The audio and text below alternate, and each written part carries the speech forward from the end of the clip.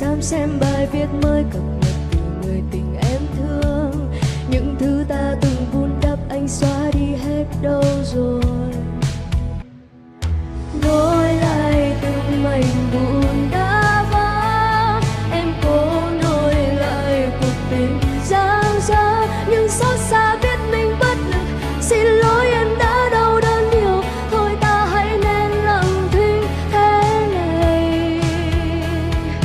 Đứng giữa một vạn người ai biết